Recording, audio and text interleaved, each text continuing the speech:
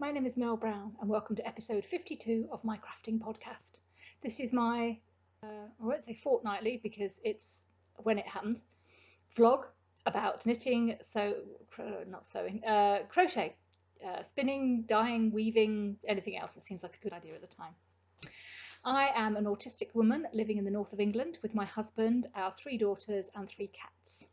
You can find me on social media here, and that's about it. So, this is the second week of lockdown for coronavirus, and you can already see some changes. First of all, I'm recording a podcast a week after I recorded another one, and that doesn't normally happen, but I'm getting a lot done, so I thought I might just record every week and see what happens. Secondly, I was due for my 10 weekly cut and colour, but of course that's not happening, so there is still a bit of purple at the back there, but it's mostly gone, and I can't see my nail technician either, so my daughter did one hand yesterday and this one is needed to be done very soon. So yeah, it's a struggle. So here we are. It is Autism Awareness Week this week, and depending on whether you look at it being a month, a week or a day, we're in the week right now. The day is Thursday this week, and the month is the month that starts tomorrow. So anyway, look at it, it's Autism Awareness. And as I said earlier on, I am an autistic woman, and I wanted today to talk to you about autistic women. But don't worry, if you're just here for the knitting and crochet and stuff, that's fine. What I'm going to do is I'm going to put the little down there, I'll put the little time stamps and stuff. So if you just want to know about the crafting, that's great. But if you don't know much about how autism exists in women, then do please take 5 minutes or however long I talk for to just find out a little bit about it at the end there. Okay, so let's crack on. So where are they now? The first project, as always, is the memories, which is still with Andrea. She's feeling better now, but obviously even if she finished it, I wouldn't have it back because we're all in lockdown. So that's still on the back burner. No, it's not on the back burner. It's still finished as far as I'm concerned, but I don't have it back yet. Okay, so the second one is the Advent blanket.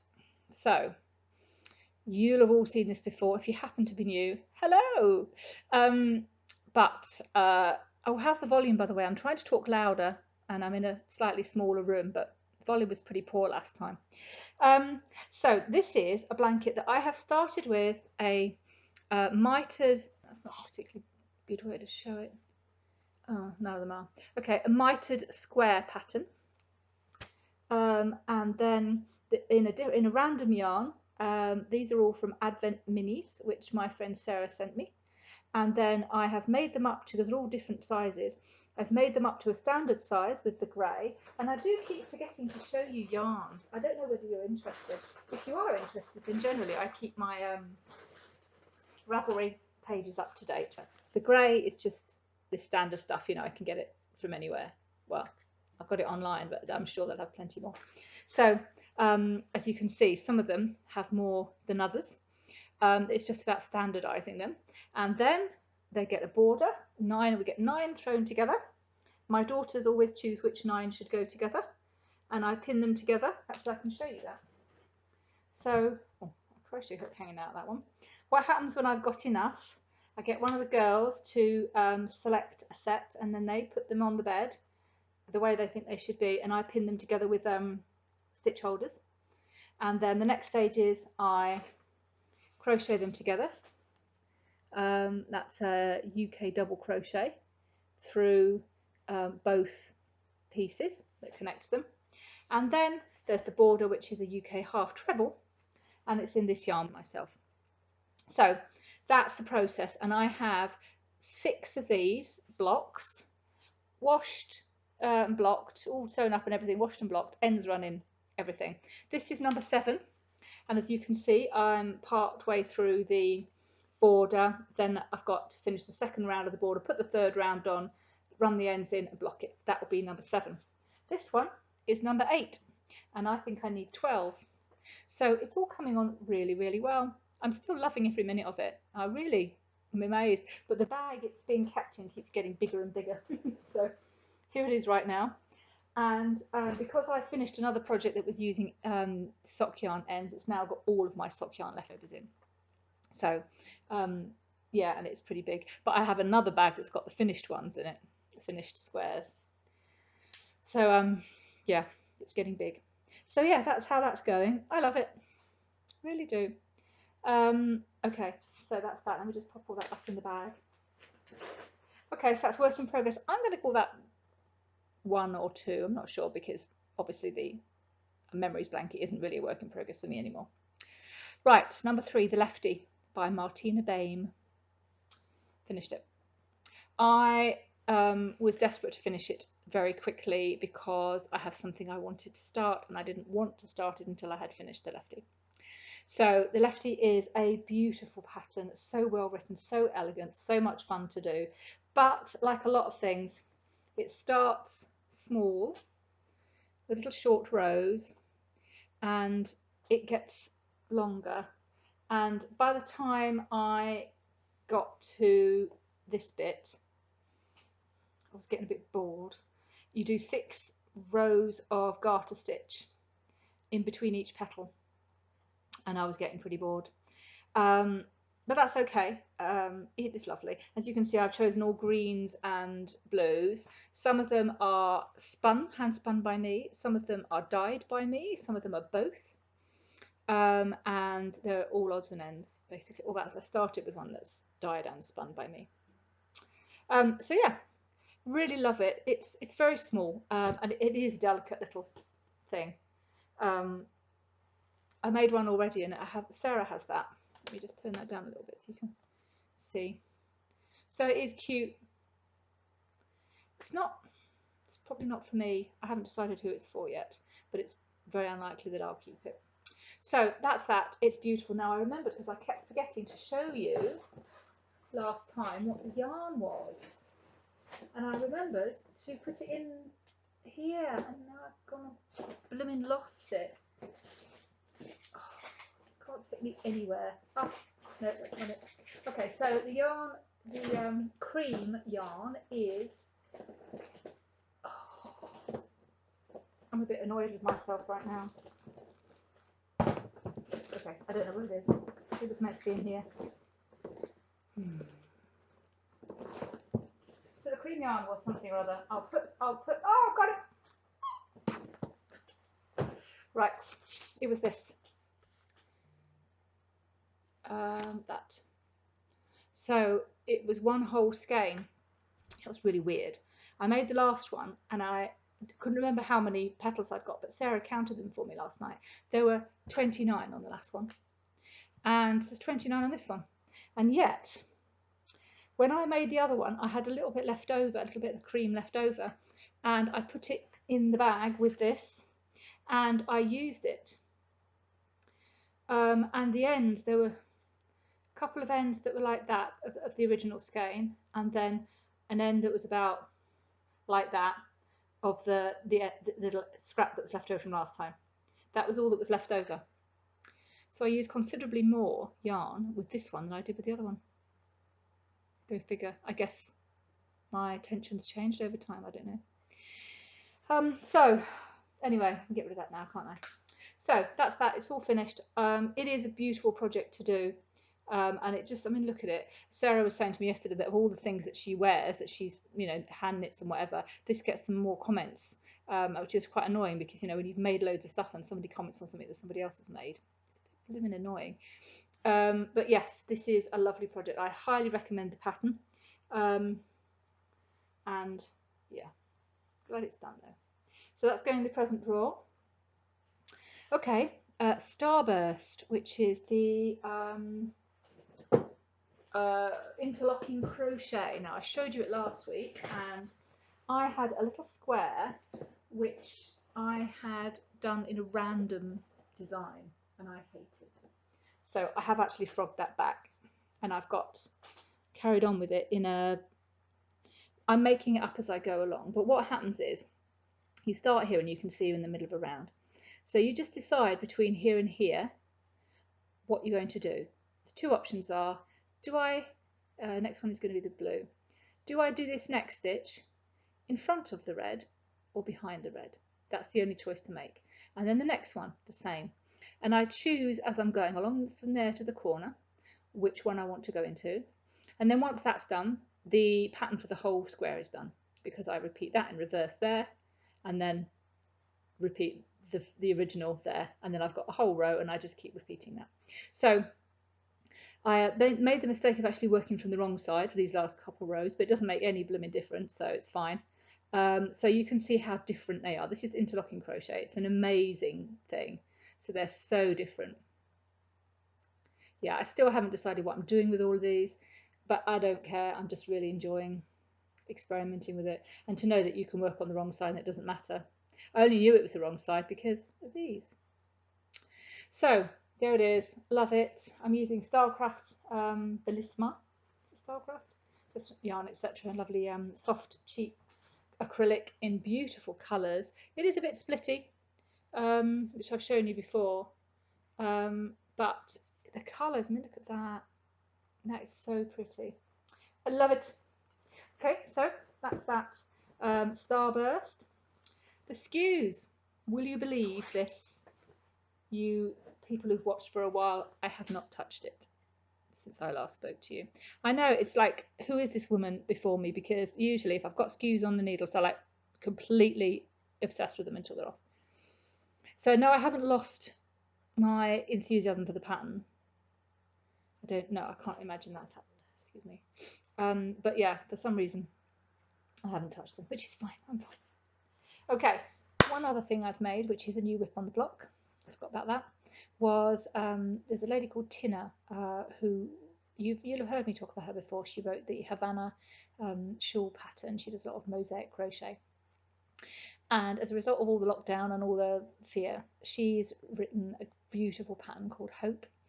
And it is a little heart motif. It's absolutely beautiful, and she's launched it as a free pattern, which is really lovely. Anyway, I made one this week, and I don't have it because it was Amanda's birthday. You know, my friend Amanda from Mooland Gifts. It was her birthday on Saturday, although I didn't give it to her till Sunday. Stood outside her, a few meters outside her house, and waved at her. But I made one for her. Here it is. It's absolutely lovely. If you do mosaic crochet or you're interested in having a go, it's beautiful. Slightly different style to what I've used before, just a new departure for her. I'm going to make more, but yeah, it's beautiful. Okay, right, there's no new whips on the block, and there's no dyeing. I haven't done any dyeing this week, but I have done some spinning. Well, actually, it's kind of plying. I'd shown you on the bobbin some random single that I'd knocked up, and then this week I've plied it. So some of these fibres are really weird and wonderful. Sarah gave me, in the swap that we did, she gave me, oh, here's some really weird fibres, and one of them is recycled plastic bottles. So there it is. Weirdest thing, and I didn't know what to do with them, but then once I started art weaving, that told me what to do with them. So there's also some cashmere, the brown is cashmere, and some other random stuff, and I just spun it all into one single, and then I took that bobbin and I plied it with some mohair with little flecks of colour in it. So it's very, very changeable. That's one of my favourite bits, actually. It's very, very changeable, very random, and obviously some of it's over twisted. I did that deliberately, that little bit. That's cute, isn't it? Some of it's over twisted, some of it's, but it's a balanced yarn. It hangs properly. It's not, trying to spring apart and go in a circle. So yeah, that is the second skein for my neutrals art weave. So if you haven't watched before, I was taught to weave on a loom by the lovely Anne Crowther of Daisy Florence Design. She did a course at Yarn Etc, and of course all courses are temporarily suspended, but if you get a chance to get on to one of those courses there at Yarn Etc, I would definitely book it because it was so much fun. And Since then, I have been very heavily influenced in technical stuff by a YouTuber called Kelly Casanova, and with specifically art stuff from a YouTuber by Urban Gypsy. Her name's Stacey. Excuse me, I need to blow my nose. So I'll put links to those and everything else that I talk about. You better see those links are in Ravelry. There's some show notes down there. Okay, so yeah, that is going to be with the other skein that I showed you last week. I'm going to do a neutrals art weave at some point. So that's the only spinning. The weaving. Now, last time I spoke to you, I had my pinks and purples on the loom, and that is now off the loom. So let's have a look.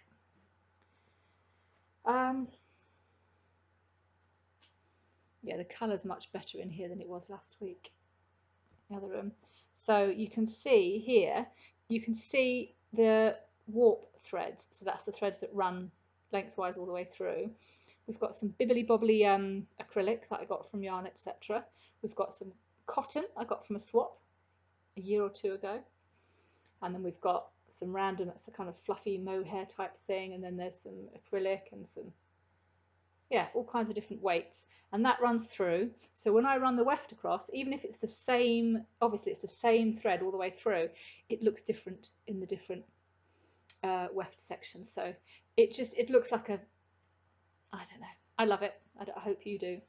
That's a pretty cool bit. That is some amazing yarn I got from the threshing barn at Reeth. That is quite an amazing place. If you haven't been there, definitely make a trip out to there when the lockdown is over. Some hairy bits. Some more of that. And there we go. And I did it at the beginning. This is actually the beginning.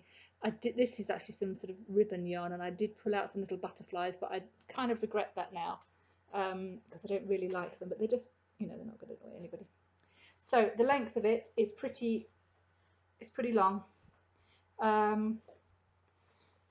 It would definitely work as a very big snuggly scarf, but I don't know what's going to happen with these yet. I'm building up a body of work basically, and they might be used as fabric to make things. I could make a top with it, just sew bits together basically, or they might stay as they are as scarves. They might be given away.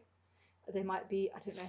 I have no idea what's going to happen. And this is what secures my status as a process crafter. I have no idea what's going to happen with that. So I wasn't making it to have the product. I was making it to enjoy the process. And that's still the case. I'm weaving just for fun. So that's that one finished. And I have another one on the loom. Now I asked the girls to help me choose yarns and a colour scheme, and they chose red, yellow and orange. Now that is not my colours at all, but I remarkably had quite a lot of stuff in my stash. So I'll just show you two photos. The first one is all of the yarns that they pulled out that could go into this, and the second one is the yarns I chose for the warp. So that's the long ones. Actually I did add in an additional one, I think, so there's probably 6, but anyway, this is what we chose.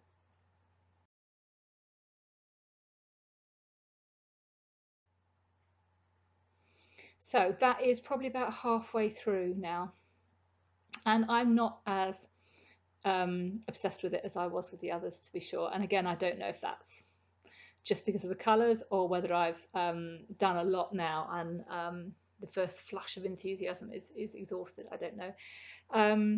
I have been watching recently, Kelly Casanova has done a beautiful series of videos doing a tapestry weave.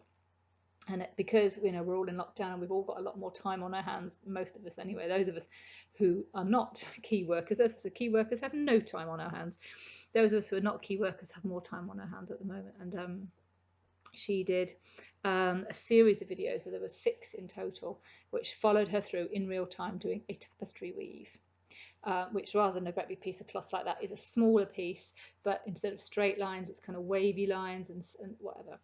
And I've seen hers before, but this one really, really inspired me and I absolutely loved it. So I think when the red, yellow and orange is off the loom, I might well do a tapestry weave. But I'll decide about that when it comes off. So yeah, absolutely brilliant. Okay, something new. So Sarah, I talk about her a lot. I met her through the podcast. She lives the other side of the Pennines from me, and she and I have done swaps. So for those of you who haven't done that before, that's where you have a swap partner. Might be somebody you know personally, or it might be somebody that you're given as a partner by an organisation. We've done that in our knit group before. I'd have to say it is so much fun. Then basically you find out all you can about them. If you know them personally, then you might ask them questions.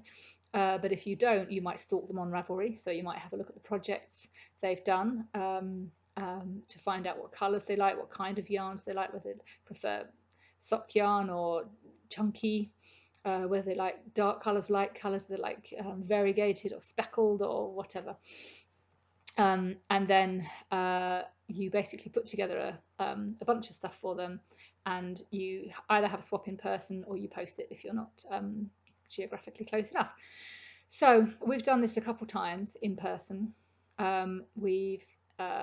And it's been so much fun, and we were ready to do a third one, but then lockdown happened and we couldn't do it. So last week we posted each other just a couple things from the bag of things we put aside for each other, and we opened them together. And it was, well, I say together, we were on Instagram messaging at the same time. We weren't video calling, although I think we will do next time. So what I opened from her was a pack of rainbow minis from Woolly Goodness Yarns and 3 minis that she had dyed herself. Here's a pic.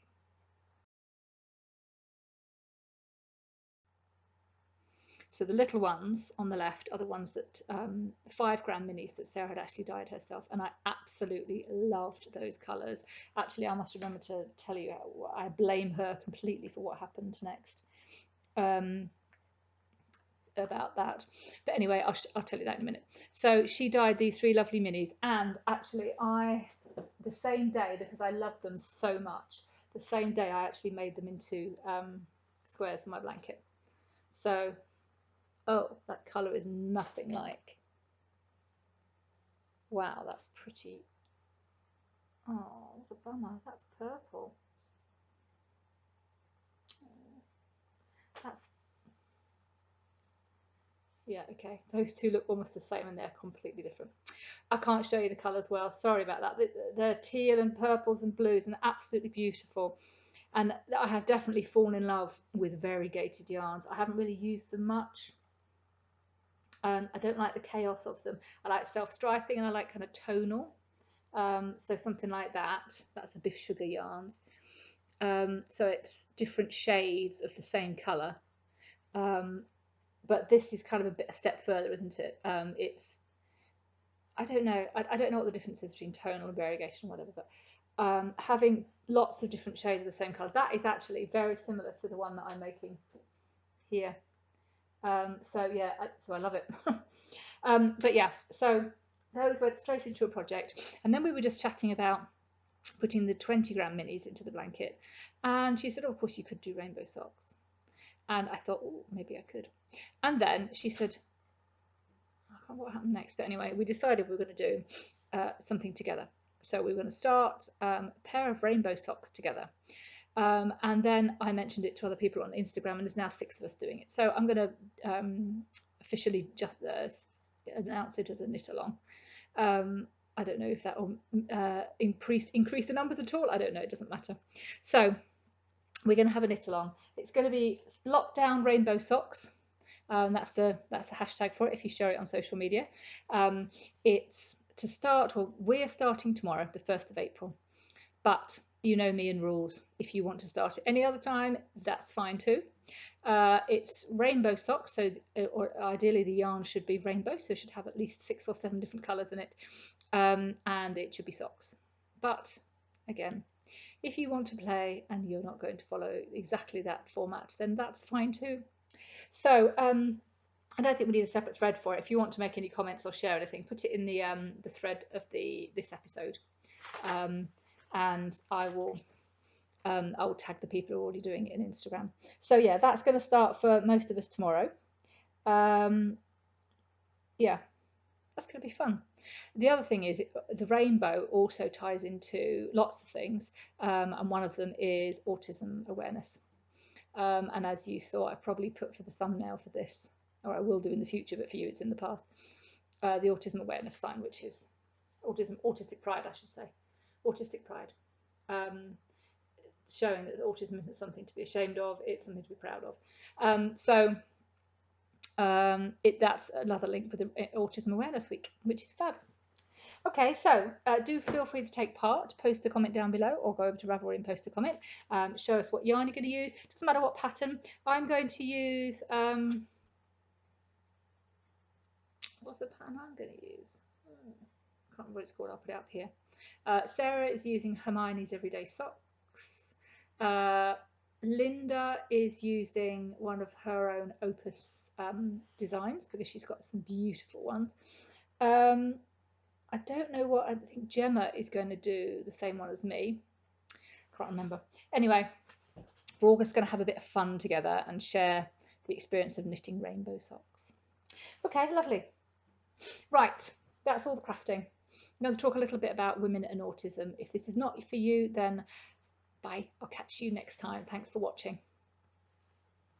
Okay, so autism is something which in the media is portrayed as largely a male thing. We see male characters, and I know, for example, Sheldon Cooper in the Big Bang Theory. There's Rain Man, Ian Rain Man, Dustin Hoffman, I think. And those sort of male characters, they do become a stereotype, or what people think autism is about. And that is fine, because there are a lot of autistic people who are like that. But there are not so many autistic females represented, and it's easy to think, well, autism is more common in males, isn't it?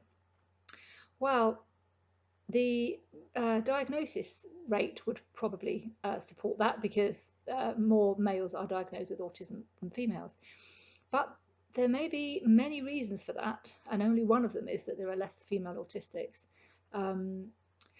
By the way, I'm not claiming to be any expert here. I have done a qualification on understanding autism, and I am the mother of an autistic teenager, and I am indeed an autistic woman. Those are my only claims to any expertise here, so please do not think that I am claiming to be any kind of expert here. But it may well be that one of the contributing factors to there being less diagnosed women is that autistic girls and women do not show their autism as well. They hide it. And that is something, a learned response. When a little girl finds that people don't understand her, that she doesn't understand them, that their games don't make sense to her, that their jokes don't make sense to her, that she doesn't fit in. Most autistic girls, and again, as is a really important point, there's nothing you can say about all autistic people. Autistic people are as individual as non-autistic or neurotypical. That's the phrase is normally used for people who are not neurodiverse, not autistic, or whatever. So we are as unique as every other section. There's nothing you can say all autistic people do this or have this. If you hear that phrase coming from anybody, even if it's a healthcare professional, do beware, because we are so individual and unique. There's nothing you can say about all autistics, but there is a trend in autistic females to see this situation of not fitting in and decide to do something about it. So for example, autistic girls will quite often look at successful girls, girls who are popular, girls whose jokes are understood, and copy them. And that may be copying their accent, their mannerisms, the words they use, the phrases they use, literally whole phrases. It can be copying their style of clothes, their activities, or anything. And then they appear to be relatively normal. And a girl who is out there having taken elements from other people's persona and passing them off as her own appears to be normal, neurotypical, getting on with it. And that is why autistic girls do not get referred for testing in the same numbers as autistic boys. one of the reasons. So what's going on for her? Let me have a look at my notes. This is known as masking, by the way. It's a term for pretending that you're not who you really are and pretending to be like other people. And it's a trait that a lot of autistic females use every day, all of their lives. So if they have social issues, for example, if they don't understand what is required, they will just copy other people, and that they will pass as normal, neurotypical. If they have sensory issues, that's another massive thing for autistic people. A lot of them will have issues with sensory overload. So noises that are quite normal for you can be jarring for some autistic people. You know, walking into a cafe and hearing the coffee machine over there, and the microwave door closing over there, and the bathroom door creaking over here, and conversations in different places, and the radio playing in the background, all of those noises, which are perfectly normal for a lot of people, for some autistic people can be absolutely painful, literally painful. Sometimes strong smells can be really, that's one of my things, strong smells can really put me off, and I can't concentrate on anything else if there's a strong smell I don't like. Lights, signs, colours, bright lights, particularly those lights they use in the supermarket, can be really distressing. But what autistic girls will often do is to internalize that. So just cope with it, bottle it all up, and then when they get home, they just can't bottle it up anymore.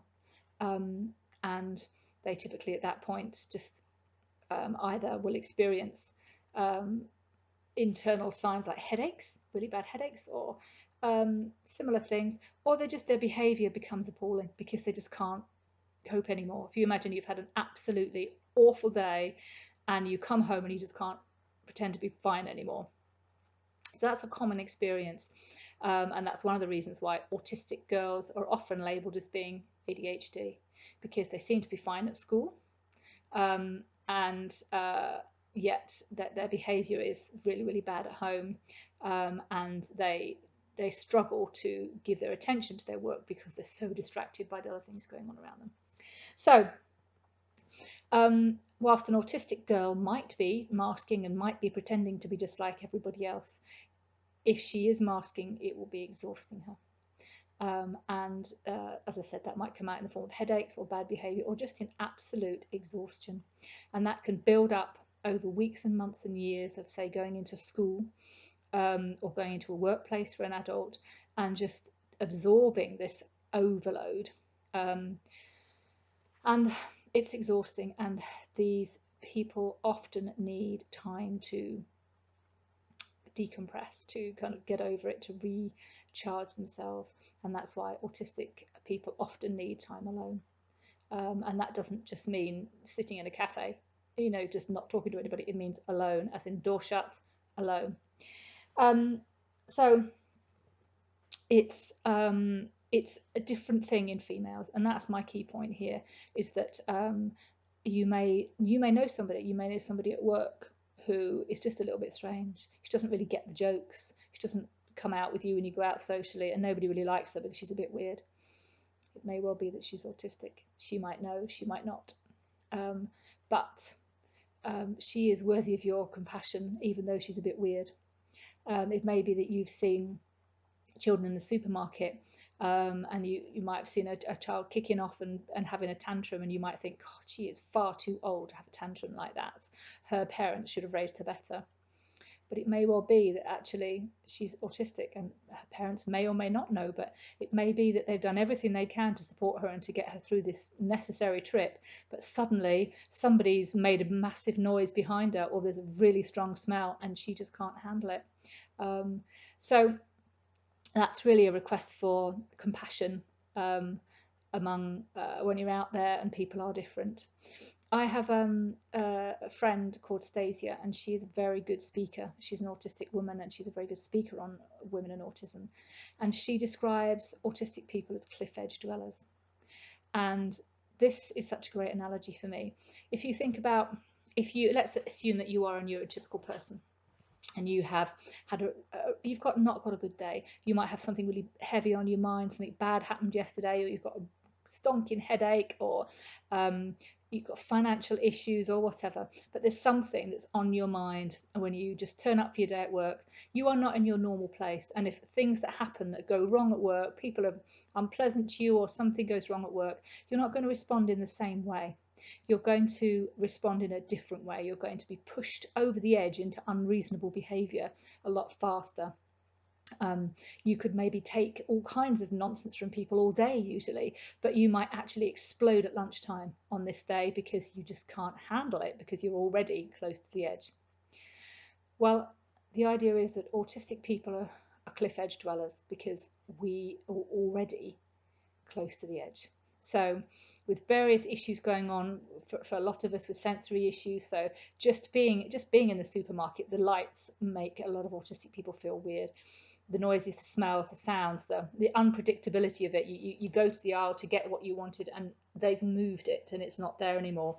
You go for a particular brand you've been buying for years and they've stopped stocking it, or something like that. Little things like that which seem like tiny things, but when you are already living on the edge, because the sensory things that assault you every day are extreme, and the pressure you're under all the time to pretend to be normal, to pretend to be like everybody else, we can exist a lot closer to the edge than the neurotypical people, and a small thing can push us right over the edge, and that can be quite explosive.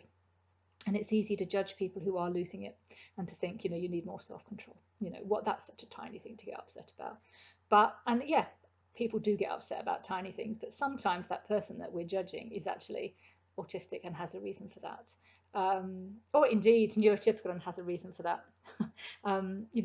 We all have bad days. We all have stuff going on that other people don't know about. So yeah, that's more or less all I wanted to say.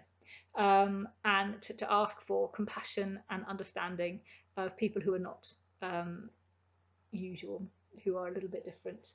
And that's it. Okay, well, if you've got to the end of this, thank you so much for watching. Do please take part in the KAL in any way you like. I don't care about the rules. If you just want to take part and do something with us, then do it. Tell us what you're going to do, either down below or go across to Ravelry in the link that's down below and make notes there. Okay, so I thought this was going to be quite a quick one because it's weekly, but it turns out I rabbited for a long time. I do apologise. I will see you. I'm hoping to record next week if I've got enough finished to show you. Okay, happy crafting, and I'll see you soon. Bye.